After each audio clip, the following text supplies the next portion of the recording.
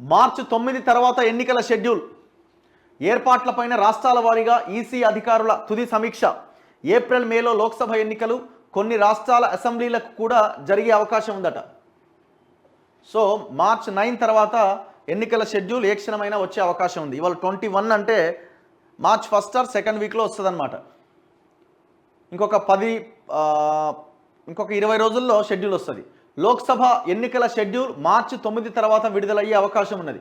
ఈ మేరకు ఎన్నికల సంఘం, ఈసీ అధికారులు రాష్ట్రాల వారీగా పర్యటిస్తూ ఎన్నికల సన్నద్ధత పైన తుది సమీక్ష జరుపుతున్నారు.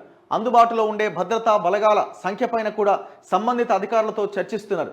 ఈ నేపథ్యంలోనే మార్చి 9 తర్వాత ఈసీ ఎన్నికల తేదీలు ప్రకటించవచ్చని ఓ ఇంగ్లీష్ న్యూస్ ఛానల్ వెల్లడించింది. లోక్సభ ఎన్నికలు ఏప్రిల్, మే నెలల్లో జరుగుతాయి. దాంతోపాటు కొన్ని రాష్ట్రాల అసెంబ్లీలకు కూడా ఎన్నికలు నిర్వహించాల్సి ఉన్నది. వీటిలో జమ్మూ కాశ్మీర్ కూడా ఉంటుందా లేదా అన్నదానిపైన ఈసీ ఇంకా నిర్ణయం తీసుకోలేదు. ఈసీ అధికారులు మార్చి 12, 13 తేదీల్లో జమ్మూ కాశ్మీర్లో పర్యటించి క్షేత్రస్థాయి పరిస్థితులను అంచనా వేయబోతున్నట్టుగా సమాచారం. 2019లో లోక్సభ ఎన్నికలు ఏప్రిల్ 11 నుంచి మే 19 వరకు 7 దశల్లో జరిగినాయి. 13వ తేదీన, మే 23వ తేదీన రిజల్ట్స్ వచ్చినాయి. ఈసారి కూడా దాదాపు అదే షెడ్యూల్ ఉండే అవకాశం ఉన్నది.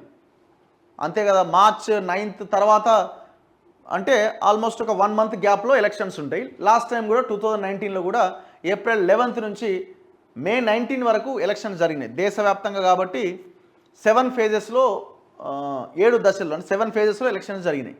సో ఈసారి కూడా ఎలక్షన్ అట్లే జరిగే అవకాశం ఉంది. రిజల్ట్స్ మే 23న వచ్చినాయి లాస్ట్ టైం. ఈసారి కూడా ఆల్మోస్ట్ అట్లే ఉండే అవకాశం ఉంది. ముందు వస్తున్నారు 15 రోజుల ముందు, 20 రోజుల ముందు ఏం లేదు. ఇక యాజ్ ఇట్ ఈస్గా లాస్ట్ టైం లాగానే ఈసారి కూడా జరిగే అవకాశం ఉంది.